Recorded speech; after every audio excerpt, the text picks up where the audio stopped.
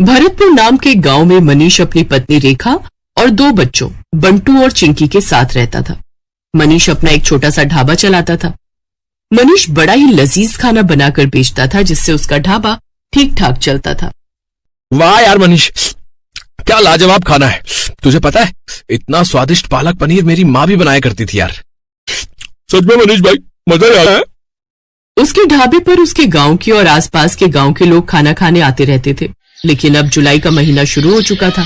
उसका ढाबा कच्चा बना हुआ था, जिस कारण बरसात के समय में वहां पानी टपकना शुरू हो जाता था और इसलिए बरसात में उसका धंधा मंदा पड़ जाता था। उसके ढाबे पर कम ग्राहक आने लगते हैं। बाहर बारिश जोरों पर थी। हे भगवान, पिछले 2 हफ्ते से बहुत ही कम ग्राहक आए हैं ढाबे पर। अगर ऐसे ही चलता रहा तो कैसे काम चलेगा। कहीं ऐसा ना हो कि फिर मुझे अपना ढाबा बंद करना पड़े। आप चिंता मत कीजिए जी, ऊपर वाला सब ठीक कर देगा। बारिश में लोगों को आने में थोड़ी दिक्कत तो होती ही है, ऊपर से ढाबे में पानी भी टपकता है, शायद इसलिए। अच्छा चलिए, आज मैं भी आपके साथ चलती हूँ ढाबे पर। वो दोनों ढाबे पर चले जाते हैं। उस रोज भी खाना बनाते हैं, लेकिन उस रोज भी बारिश के चलते कोई नहीं आता। लगता है आज भी ये सारा गरीबों में बांटना पड़ेगा। कोई ग्राहक नहीं आया। उस रोज भी वो सारा खाना गरीबों में बांट आते हैं। ऐसे ही दिन बीतते हैं। एक रोज आधी रात के समय गांव में तेज तूफान आता है और जोरों से बिजली कड़कती है और वो बिजली उसके ढाबे पर आकर गिरती है, जिससे उसका ढाबा जल जाता है। ये क्या हो गया रेखा? अब मैं क्या करूंगा? मेरी तो रोजी रोटी ही छिन गई। मेरी भी कुछ समझ में नहीं आ रहा जी, लेकिन आप ज्यादा टेंशन मत लीजिए, नहीं तो आपका बीपी बढ़ जाएगा। दिन पर दिन बारिश बढ़ती जा रही थी और मनीष उसी बारिश में काम ढूंढने निकलता है, लेकिन उसे कहीं भी काम नहीं मिलता। उल्टा सारा दिन बारिश में भीगने के कारण उसे सर्दी लग जाती है। अब जैसे तैसे वो अपने दिन काट रहे थे। फिर एक रोज रेखा का मुंह बोला भाई माधव उनके घर आता है। अरे जीजा जी, इतनी बारिश में रोज रोज काम ढूंढने निकलते हो, बेकार में परेशान होते हो। इससे तो अच्छा ये होगा कि आप मेरे साथ चलो और मेरी दुकान पर काम करो। वैसे भी मेरा आदमी अपने गांव गया हुआ है और मैं आपको महीने के आखिर में तनख्वाह दे दिया करूंगा। क्यों दे दी? ठीक कहा ना मैंने? हाँ, माधव बिल्कुल ठीक कह रहे जी। वैसे भी अपने पास और कोई काम तो है नहीं अब, तब तक यही काम कर लो आप। अच्छा ठीक है माधव, तुम कहते हो तो मैं यही कर लेता हूँ। वैसे भी घर खर्च तो चलाना ही है ना। अब मनीष माधव की दुकान पर काम करने लगता है। वो बिना 1 मिनट भी आराम किए सारा दिन मेहनत करता, अनाज की बोरियों को ट्रकों से उतारता और दुकान के अंदर का सारा काम संभालता। लेकिन जैसे ही महीना पूरा होने को आता है, तभी तनख्वाह देने के नाम पर वो टाल मटोली करने लगता है। तनख्वाह? कैसी तनख्वाह जीजा जी? ये तुम कैसी बातें कर रहे हो माधव? तुम्ही ने तो उस रोज रेखा के सामने कहा था कि महीने के आखिर में तुम मुझे तनख्वाह दोगे। नहीं नहीं, ऐसा कुछ नहीं है। आपको काम की जरूरत थी, मैं जानता हूँ, लेकिन मैं आपको यहाँ पर काम करने नहीं, मदद करने के लिए बुलाता था। और मदद करने के लिए भी कोई पैसे लेता है क्या? ये तुमने मेरे साथ ठीक नहीं किया माधव, मैं तुम्हें देख लूंगा। अरे जाओ जाओ, बड़े आए मुझे सबक सिखाने वाले। मनीष दुखी मन से घर आ जाता है। आ गए आप? आज तो महीने का आखिर है, आज तो आपको तनख्वाह भी मिल गई होगी। तो पापा, फिर तो आप कल ही मेरे स्कूल की फीस भर दीजिए। आपको पता है मेरी टीचर मुझे रोज रोज फीस के लिए टोकती है। ये सुनते ही मनीष की आंखों में आंसू आ जाते हैं। मेरा नसीब न जाने कैसा है रेखा, जो मेरे साथ कुछ भी अच्छा नहीं हो रहा। आप रो क्यों रहे हैं? ठीक से बताइए ना क्या बात है। फिर मनीष उसे सारी बात बताता है। हे राम, वो इतना बड़ा मक्कार निकलेगा मैंने कभी नहीं सोचा था।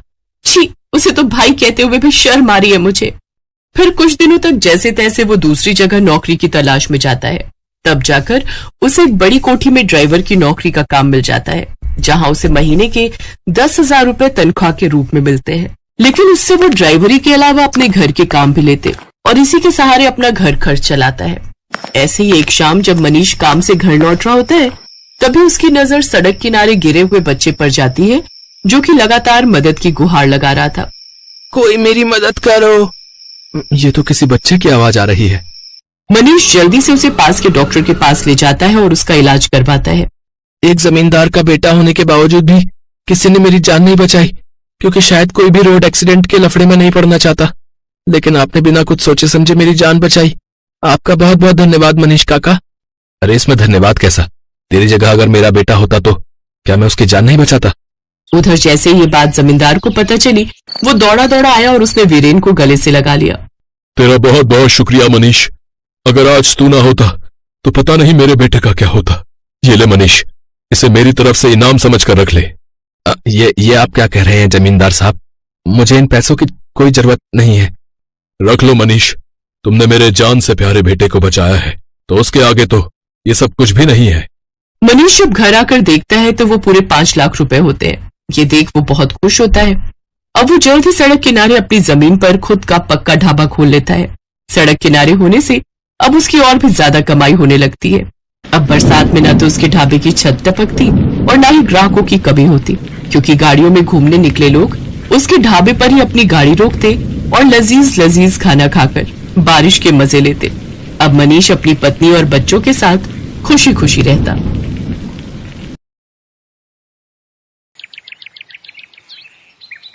बेलापुर गांव में आत्माराम और उसकी पत्नी गायत्री रहते थे। गायत्री चाय की बड़ी ही शौकीन थी। जैसे ही बारिश का मौसम आता तब तो वो बस हर वक्त चाय की ही रट लगाती रहती। उसका पति आत्माराम मेहनत मजदूरी करके कुछ पैसे कमाता था। गायत्री घर संभालती थी, लेकिन वो चाय की इतनी शौकीन थी कि घर में राशन हो ना हो, लेकिन चाय बनाने का हर सामान हर पल उसके घर में रहता था। उसके पति को जब भी मजदूरी मिलती तो वो उसमें से राशन के साथ साथ अपनी चाय पत्ती और चीनी एडवांस में हिला कर रख लेती। इतना सारा चाय बनाने का सामान फिर ले आई? अरे चाय की दुकान खोलने का इरादा है क्या? वाह मेरे पति देव, क्या आइडिया दिया है। ऐसा क्या कह दिया मैंने? वो तो तुम्हें सुबह ही पता चलेगा। गायत्री के पास एक पुराना टेबल था। अगले दिन सुबह उसने उस टेबल पर चाय की दुकान लगाने का फैसला किया। वो अपने उस टेबल को घर के बाहर ले आई और उस पर चाय बनाने का सामान रख दिया। मॉनसून का समय था, जिससे मौसम काफी सुहाना हो रखा था। चाय ले लो, सिर्फ 5 रुपए में चाय। आओ आओ, इस सुहाने मौसम में चाय का मजा लो। कुछ ही देर में उसके पास चाय पीने के लिए लोग आने लगे। ठंडी ठंडी हवा, मॉनसून का महीना, सुहाना मौसम और ऊपर से अदरक इलायची मसालों वाली चाय। बहन जी, एक कप मुझे भी देना। ऐसे ही देखते सुबह से दोपहर हो गई। आत्माराम गुस्से में बड़बड़ाता हुआ बाहर आया। सारा दिन बस लोगों को चाय ही पिलाती रहोगी या घर में खाना भी बनाओगी? हाँ तो कौन सी आफत आ रही है? दिख नहीं रहा बीवी बिजनेस कर रही है, खुद ही जाकर बना लो खाना। लेकिन मेरी माँ, बनाओ किसमें? चूल्हा तो तुम हथिया कर बैठी हो। अरे हाँ, मैं तो भूल ही गई थी। अच्छा, आज मेरा काम का पहला दिन है, परेशान मत करो।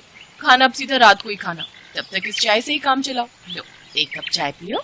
नहीं पीनी है तुम्हारी चाय। हे भगवान, मैं क्या करूं इस औरत का? काश कि कोई चाय देने वाला पेड़ होता जो सारा दिन बस चाय ही देता रहता। शाम को जब ग्राहक आने बंद हो गए तो गायत्री ने चूल्हा अंदर ले जाकर रख दिया और उसमें खाना बनाने लगी। साथ ही उसने चाय के पतीले में बची हुई थोड़ी सी चाय को अपने घर के आंगन में लगे पेड़ की जड़ों में डाल दिया। सुबह जब गायत्री आंगन में झाड़ू लगा रही थी तो उसकी नजर उस पेड़ पर गई। अरे, एक रात में इस पेड़ पर इतने फल कैसे लग गए? कल रात तक तो इसमें कुछ भी नहीं था। तभी वहाँ आत्माराम भी आ गया। हाँ, इसमें तो बहुत सारे फल लगे हैं, चलो एक तोड़कर देखते हैं। आत्माराम ने फल तोड़ा तो उस फल में से चाय निकली। इस फल में चाय? भला ये कैसे हो सकता है? हाँ, चाय, क्योंकि मैं एक जादुई पेड़ हूँ। कल तुमने मेरी जड़ में चाय डाली थी, इसलिए अब तुम्हें हर रोज चाय मिलेगी। तुम जितनी चाहो उतनी चाय के फल मुझसे तोड़ सकते हो। वाह, ये तो बहुत ही अच्छा हुआ। अब हम बिना लागत लगाए ही लोगों को मुफ्त की चाय बेचेंगे और खूब मुनाफा कमाएंगे। अच्छा सुनिए जी, ग्राहक आते ही होंगे, तुम जल्दी से इन फलों से चाय निकाल कर केटल में डालो ताकि मैं उन्हें बेच सकूं। उन्होंने जल्दी से केटल में चाय भरी और फिर गायत्री उसे अपने टेबल लगाकर बेचने लगी। गायत्री बहन, आज तुम चाय चूल्हे पे नहीं बना रही? इस केटल में तो ठंडी होगी ना? नहीं भाई साहब, चाय एकदम गर्म है, बस अभी चूल्हे से उतार कर लाई हूँ। इस चाय में बड़ा ही स्वादिष्ट स्वाद है भाई। है? अब गायत्री के ग्राहक और भी बढ़ गए, क्योंकि जो स्वाद उस पेड़ की चाय का था वैसा स्वाद उन्हें और कहीं नहीं मिला। गायत्री अब खूब मुनाफा कमाने लगी। वो हर रोज सुबह फल तोड़ती और उसमें से चाय निकालकर लोगों को बेचती। एक रोज ऐसे ही रात को बहुत तेज आंधी तूफान चलने लगे और जोरों की बारिश हुई, जिसमें कि उस पेड़ पर लगे सभी फल टूटकर नीचे गिर गए। ये देख गायत्री बहुत परेशान हो गई और रोते हुए भगवान से प्रार्थना करने लगी। हे भगवान, ये क्या, सारे फल तो नीचे गिर गए। अब मैं अपने ग्राहकों को मुफ्त की चाय कैसे बेचूंगी? सोचा था अब हमारे अच्छे दिन आएंगे, अब हम कुछ बचत कर पाएंगे, लेकिन लगता है हमें फिर से दिहाड़ी मजदूरी करके जीवन काटना होगा। इसके बाद गायत्री उदास होकर दरवाजे पर ही बैठ गई और उसकी वहीं आंख लग गई। लेकिन अगली सुबह जब उसकी आंख खुली तो उसने देखा कि वो पेड़ फिर से पूरी तरह चाय के फलों से भरा पड़ा है। ये चमत्कार देख गायत्री और आत्माराम बहुत खुश हुए। फिर बारिश के मौसम में भी गायत्री तिरपाल लगाकर चाय बेचने लगी। अब तो भरी बारिश में भी लोग उनके यहाँ चाय का स्वाद चखने जरूर आते। उन्हें उस पेड़ की चाय की लत जो लग गई थी। आत्माराम ने भी अब मजदूरी छोड़ दी और वो भी अब अपनी पत्नी का हाथ बटाने लगा। उन्हें अब बिना लागत के चाय बेचकर खूब मुनाफा होने लगा और अब उनकी गरीबी के दिन दूर होते गए।